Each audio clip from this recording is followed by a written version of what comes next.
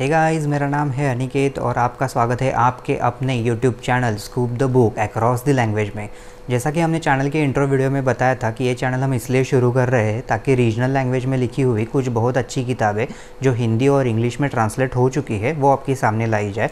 तो इसी सीरीज़ की फर्स्ट किताब जो आज हम आपके सामने ला रहे हैं वो है विश्वास पाटिल लिखित पानीपत।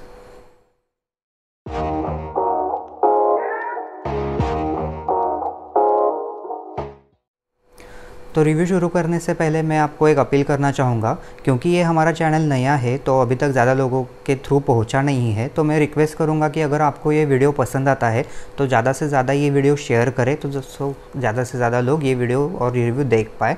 और सब्सक्राइब करना ना भूलें, बेल आइकॉन को प्रेस करें ताकि हमारे आने वाले वीडियोज़ की नोटिफिकेशंस आप तक पहुँच जाए।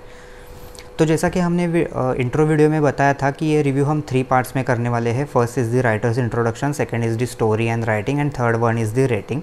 तो without wasting any further time let's start with the writer's introduction. Panipat book के राइटर है श्री विश्वास पाटिल सर। विश्वास पाटिल सर एक रिनाउंड ऑथर तो है ही, उसके साथ साथ वो एक IAS ऑफिसर भी रह चुके हैं और एक रिनाउंड हिस्टोरियन भी है।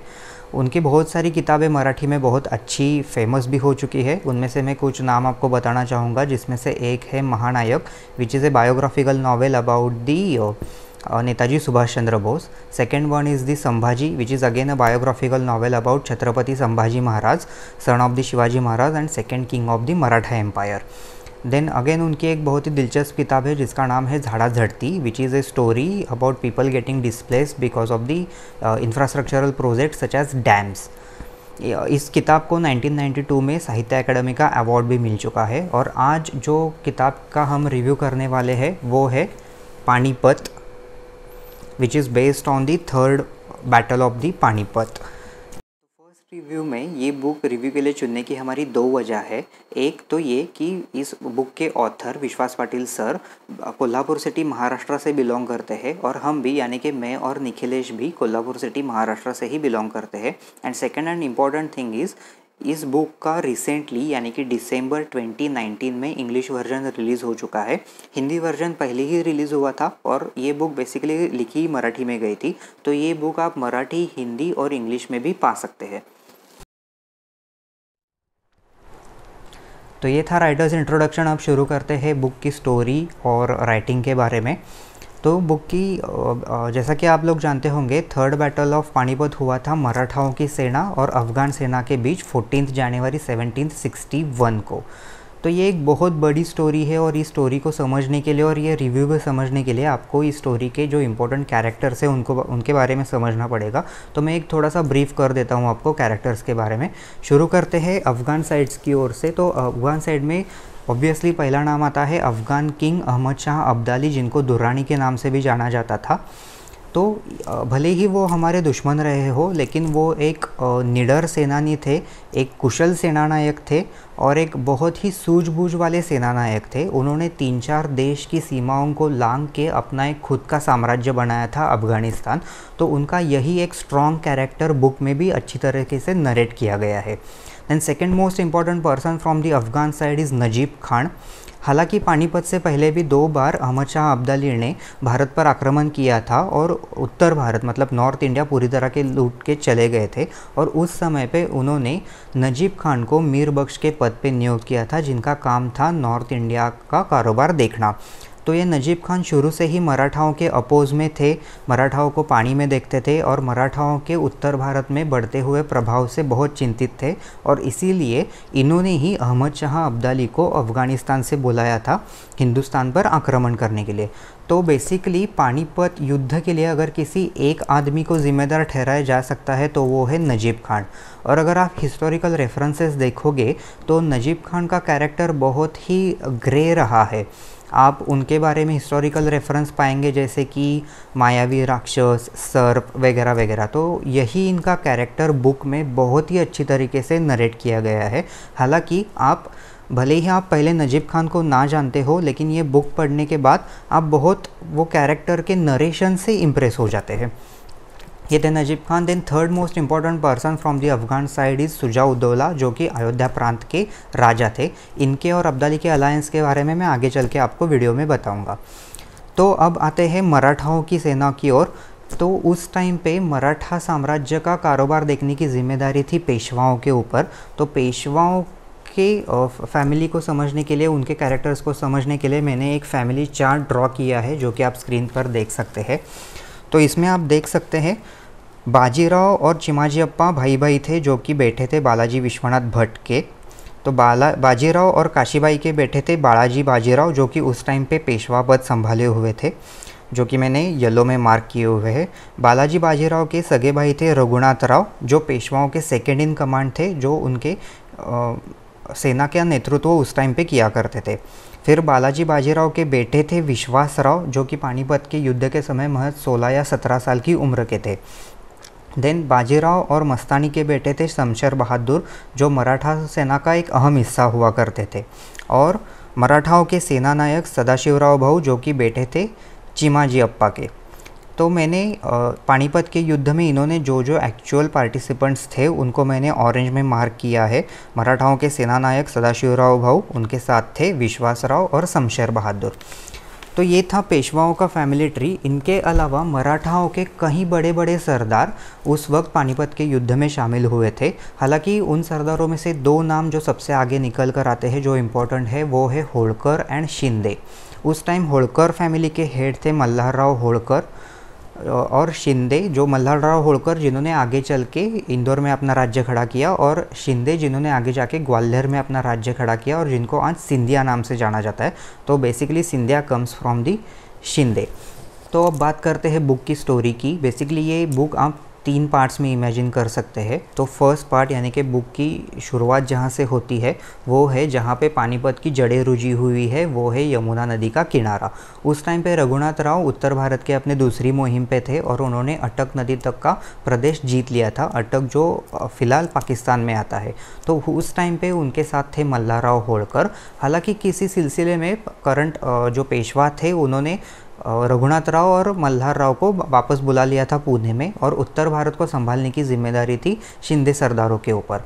और इसी समय at the same time Najib Khan ने अफ़गानिस्तान से अहमद शाह अब्दाली को भारत पर आक्रमण करने के लिए बुला लिया था। तो सिचुएशन ये थी कि रघुनाथ राव और मल्हार राव वापस आ रहे थे महाराष्ट्र, शिंदे देख रहे थे उत्तर भारत, और उसी समय अफ़गानिस्तान से अहमद शाह अब्दाली अपनी बहुत बड़ी सेना के साथ निकल चुका था दिल्ली पर आक्रमण करने के लिए। तो ये बात जब शिंदे फैमिली को पता चलती है, शिंदे सरदारों को पता चलती है, तो वो अपनी जिम्मेदारी समझते हैं कि हमें दिल्ली की रक्षा करनी है, और इसीलिए वो सोचते हैं कि अहमद शाह अब्दाली को दिल्ली में एंटर करने से पहले ही रोका जाए।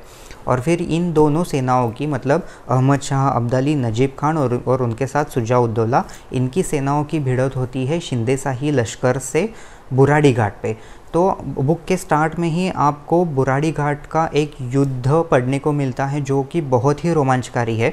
हालांकि मेरे जितने भी दोस्तों ने ये बुक पढ़ी है उनका भी यही मानना है कि बुराड़ी घाट का युद्ध का जो डिस्क्रिप्शन दिया है, जो नरेशन दिया है, it is as equally good as the last battle of the Panipat. तो बुक के शुरू में ही आप इस नरेशन से बहुत ज़्यादा इम्प्रेस हो जाते हैं, आपके रोंगटे खड़े हो जाते हैं ये युद्ध का डिस्क्रिप्शन पढ़ के। यहाँ पे फर्स्ट पार्ट ख़त्म होता है बुक का और सेकंड पार्ट शुरू होता है जब पुणे से पेशवाओं की सेना निकलती है अहमद शाह अब्दाली का सामना करने के लिए। हालांकि जैसे मैंने बताया था कि रघुनाथ राव उस समय थे सेकंड इन कमांड, जिनके पास सेना का नेतृत्व हुआ करता था, फिर भी इस सेना का नेतृत्व था सदाशिवराव भाऊ के पास में। तो ये ऐसा क्यों है, ये एक बहुत ही अच्छा पॉलिटिकल पॉइंट है और ये बहुत ही अच्छे तरीके से बुक में डिस्क्राइब किया गया है, जो आपको आगे पानीपत समझने के भी काम आता है। हालांकि उस टाइम पे बहुत बड़ी सेना को महाराष्ट्र से दिल्ली और आगे पानीपत तक लेके जाना ये कोई आसान काम तो था नहीं, क्योंकि बीच में बहुत बड़ी बड़ी नदियाँ भी आती थी, जंगल आते थे। तो कैसे मराठाओं ने अपना रास्ता चुना, कैसे वो महाराष्ट्र से निकल के दिल्ली से होके पानीपत तक गए, इसका एक बहुत ही अच्छा नरेशन बुक में आप पा सकते हैं। और हालांकि ये जो टाइम स्पैन है जब पेशवाओं की सेना महाराष्ट्र से पानीपत तक पहुंचती है और उस टाइम पे अहमद शाह अब्दाली क्या कर रहे होते हैं, ये एक बहुत ही दिलचस्प घटनाएं यहाँ पे बुक में नरेट की गई है। इस टाइम पे दोनों साइड्स से अलायंसेस बनाने की कोशिशें जारी थी, क्योंकि उस टाइम पे भारत में जो और भी राजा थे, जैसे कि पटियाला के जाट हो, राजस्थान के राजपूत हो, इनके साथ अलायंस बनाना ज़रूरी था।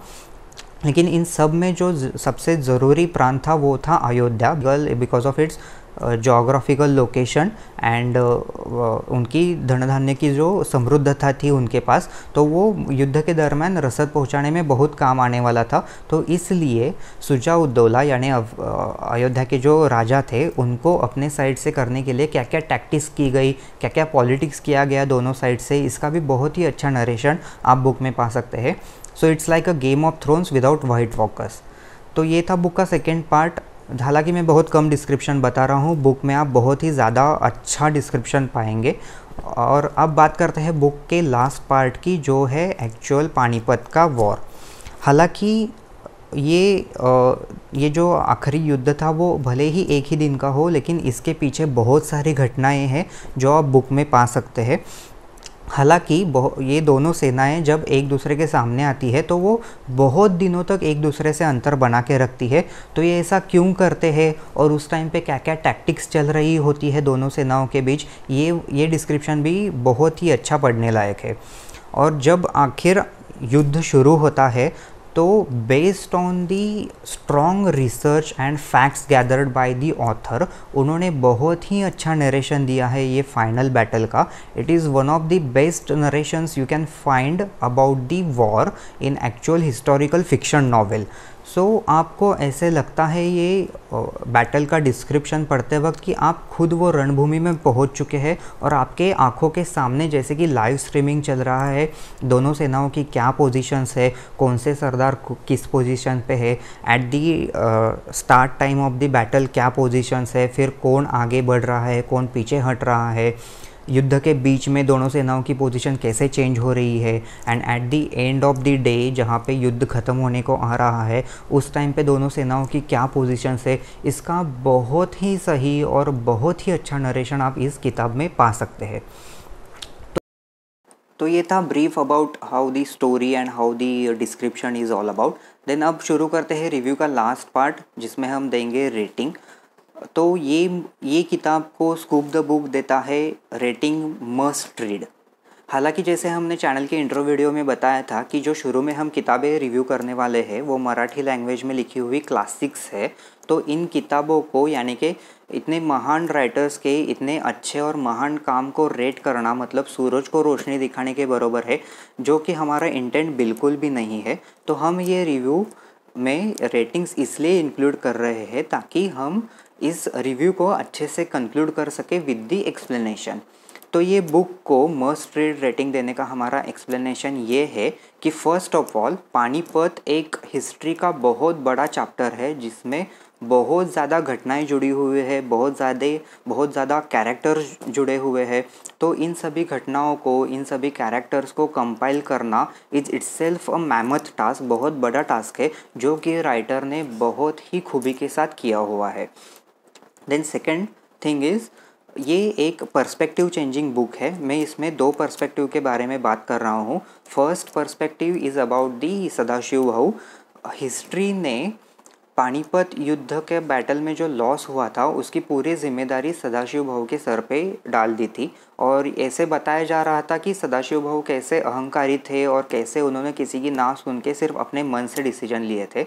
लेकिन based on very strong research and the fact which author have collected through that research, author हमारे सामने सदाशिव भाऊ का एक बहुत ही स्ट्रॉन्ग कैरेक्टर खड़ा करते हैं, जिसमें वो अच्छे से नरेट करते हैं कि किन परिस्थितियों में सदाशिव भाऊ ने जो डिसीजन लिए वो कितने सही थे या फिर कितने सही नहीं थे। इसका बहुत ही अच्छा नरेशन ऑथर हमारे सामने पेश करते हैं। और सेकंड पर्सपेक्टिव जो मेरे लिए इम्पोर्टेंट है वो ये है कि ऐसे माना जाता था कि मराठाओं बहुत ही कॉन्फिडेंस के साथ बहुत कम सेना लेके पानीपत पे चले गए और बहुत बुरी तरह से हार गए। तो हालांकि मराठा की सेना और मराठाओं के सरदार अलायंस बनाने में और अलायंस बना के रखने में कुछ कम ज़रूर पड़ गए हो, लेकिन जिन विपरीत परिस्थितियों का उनकी सेनाओं ने सामना किया और अगेंस्ट दी ऑल ऑड्स जो उन्होंने लड़ाई की पानीपत में, जो परिस्थितियों का उन्होंने सामना किया, उन परिस्थितियों में युद्ध में जीत के बारे में सोचना तो बहुत दूर की बात, कोई युद्ध करने की भी नहीं सोचता। उन परिस्थितियों में अगेंस्ट ऑल ऑड्स मराठाओं की सेना अफ़गान की बहुत बड़ी सेना के सामने आखिर तक खड़े रहे और उन्होंने ये दिखा दिया कि अपने मातृभूमि के रक्षा के लिए कैसे खड़ा हो जाता है और कैसे लड़ा जाता है। और उनके वॉर टैक्टिक्स इतने अच्छे थे कि उन्होंने लगभग इम्पॉसिबल जीत हासिल कर ली थी, लेकिन समय का प्रतिशोध ही ऐसा था कि उनको हार का सामना करना पड़ा। लेकिन भले ही मराठा हारे हो, जैसे कि मैंने बताया कि उन्होंने दिखा दिया कि अपनी मातृभूमि की रक्षा कैसे की जाती है। दोस्तों, हालांकि ऐसा कहा जाता है कि ये एक ही दिन के बैटल में लगभग 1 लाख से ज़्यादा लोग मारे जा चुके थे, डिस्प्लेस हो चुके थे, और 70 या 75,000 के आसपास एनिमल्स मारे जा चुके थे। हालांकि ये कोई ऑफिशियल काउंट नहीं है, क्योंकि आज तक कोई भी ऑफिशियल काउंट नहीं दे पाया है। कितने लोग मारे गए, कितने लोग डिस्प्लेस हो गए, इसका कोई भी काउंट नहीं है। तो आप समझ सकते हैं कि ये कितना बड़ा रण संग्राम था, और इतना बड़ा रण संग्राम एक किताब में लाना और उसको उतनी ही तरीके से अच्छे से नरेट करना, ये एक बहुत ही अच्छा काम राइटर ने इस बुक के थ्रू किया है। तो ये बुक पढ़ते वक्त एट द सेम टाइम आप प्राउड फील करते हो और एट द सेम टाइम आप पेन फील कर रहे होते हो। आप अग्रेशन, डिप्रेशन, लव, हेट, सभी इमोशंस ये बुक पढ़ते वक्त और पढ़ने के बाद आप फील करते हो। तो basically this book brings emotions out of you. So ये इतनी अच्छी बुक है, इसको आप ज़रूर पढ़िएगा और हमें कमेंट करके बताइएगा कि आपको ये बुक कैसे लगी। तो ये था हमारा आज का फर्स्ट रिव्यू। अब मिलते हैं हम सेकेंड एपिसोड में किसी अलग राइटर के अलग बुक के साथ। तब तक के लिए कीप रीडिंग।